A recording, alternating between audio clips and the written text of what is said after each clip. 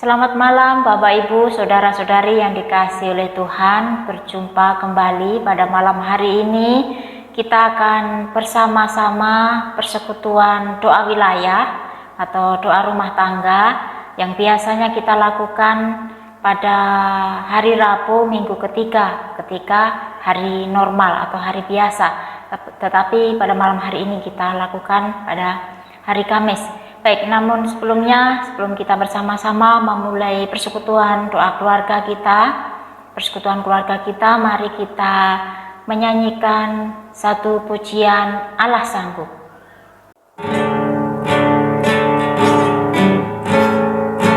Apa yang tak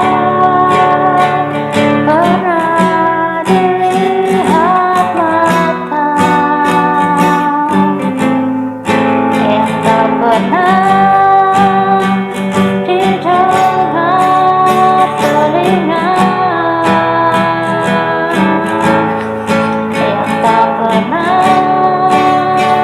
timbul di dalam hati, semua disediakannya bagi yang mengasihi Dia.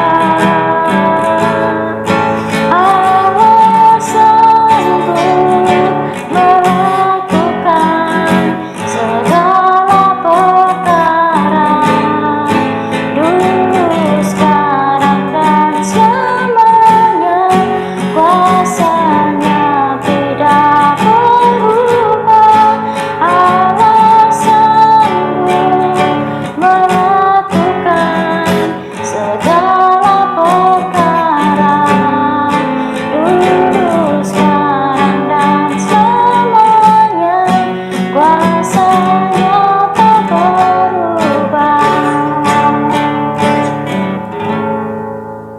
Baik Bapak Ibu sekalian yang dikasihi Tuhan, kita akan bersama-sama belajar firman Tuhan. Namun sebelumnya mari kita berdoa.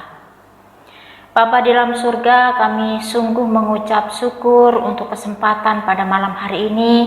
Kami boleh berkumpul, bersekutu di dalam persekutuan keluarga ya Tuhan. Kiranya Engkau menolong setiap kami semua. Kami mau belajar firman-Mu, kiranya firman ini boleh menjadi kekuatan bagi setiap kami untuk menjalani kehidupan kami hari lepas hari. Di dalam nama Yesus Kristus kami berdoa. Amin. Baik Bapak Ibu sekalian, mari kita bersama-sama membuka Alkitab kita di dalam Ayub pasalnya yang ke-14, ayatnya yang ke-7 sampai ayatnya yang ke-10. Ayub pasal 14 ayat 7 sampai yang ke-10. Saya akan membacakan, Bapak Ibu sekalian silahkan menyimaknya di rumah masing-masing. Ayub 14 ayatnya yang ke-7. Karena bagi pohon masih ada harapan apabila ditebang, ia bertunas kembali, dan tunasnya tidak berhenti bertumbuh. Apabila akarnya menjadi tua di dalam tanah, dan tanggulnya mati di dalam debu, maka bersemilah ia setelah diciumnya air, dan dikeluarkannya lah ranting seperti semai. Tetapi bila manusia mati, maka tidak berdayalah ia. Bila orang binasa, di manakah ia? Amin. Demikian jauh pembacaan firman Tuhan pada malam hari ini. Berbahagialah setiap kita yang membaca, yang merenungkan dan melakukannya di dalam kehidupan kita hari lepas hari. Bapak Ibu sekalian, tema renungan kita pada malam hari ini yaitu harapan yang hilang. Tema harapan yang hilang ini, tema ini saya angkat dari sebuah artikel yang mengisahkan seorang tokoh Kristen yang bernama Horatio Gates Spanhoff, pencipta lagu yang berjudul It Is Well With My Soul atau Nyamanlah Jiwaku. Lagu ini sangat terkenal, bahkan sampai sekarang pun kita sebagai umat Kristen sering menyanyikannya, karena lagu ini menguatkan setiap orang yang percaya, yang berada di dalam pergumulan yang berat, yang sulit, dan diciptakan dari kisah nyata dari kehidupan Spanhoff. Gates ini dan istrinya yang bernama Anna mempunyai 5 anak. 4 anak perempuan dan 1 anak laki-laki. Mereka adalah orang yang baik, orang yang cinta Tuhan, dan kehidupan mereka diberkati. Mereka memiliki semua hal yang diinginkan manusia di dunia ini.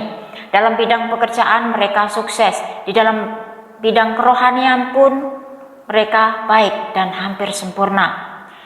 Spafford adalah seorang penatua gereja dan orang Kristen yang sangat berdedikasi. Bahkan George Stephen menggambarkan bahwa Spafford ini sebagai seorang dengan mempunyai kepandaian yang sangat luar biasa, berbudi luhur, musisi rohani terkemuka dan tekun di dalam mempelajari Alkitab. Pencipta lagu It Is Well With My Soul ini berawal dari sebuah tragedi yang menguji iman mereka, yaitu pada tahun 1870. Anak laki-laki mereka yang berumur 4 tahun meninggal dunia oleh karena sakit. Kemudian di tahun berikutnya Spafford menginvestasikan modal yang sangat besar karena ingin membuka sebuah usaha. Tetapi terjadi tragedi kebakaran di mana Spafford ini menginvestasikan modalnya itu, dan modal itu hangus terbawa oleh kebakaran yang terjadi pada saat itu. Tidak sampai di situ, pada tahun 1873 Spafford bersama dengan istrinya dan keempat putrinya ingin pergi ke Eropa. Tetapi Spafford pada saat itu belum bisa pergi. Oleh sebab itu istri dan 4 anaknya harus pergi duluan dan Spafford akan menyusul nantinya. Mereka berangkat menaiki sebuah kapal layar yang sangat istimewa. Tetapi kemudian setelah beberapa hari di dalam kapal, maka ada sebuah kapal Inggris yang menabrak kapal yang ditumpangi istri dan juga anak-anaknya Spafford itu. Dan 4 anaknya, 4 putrinya Spafford ini meninggal dunia. Kapal tersebut tenggelam, tetapi ada beberapa yang selamat, termasuk istrinya Spafford selamat. Pada saat itu Anna memberikan kabar kepada suaminya melalui telegram, dan Anna mengatakan bahwa hanya saya yang selamat. Dan beberapa bulan kemudian Spafford menyusul istrinya ke Eropa, naik kapal juga. Dalam perjalanan maka lagu It Is Well With My Soul ini tercipta. Nah, Spafford bukan sekedar menumpahkan kedukaannya, bukan hanya sekedar menumpahkan kesedihannya, tetapi ia lebih mengingat kepada kasih dan juga pengampunan Tuhan yang sudah dilakukannya di atas kayu salib. Secara manusia mungkin kehilangan harapan, tetapi dia tidak kehilangan keyakinan bahwa imannya di dalam penderitaan yang dia hadapi, Kristus telah memberikan jaminan dalam kehidupan yang kekal.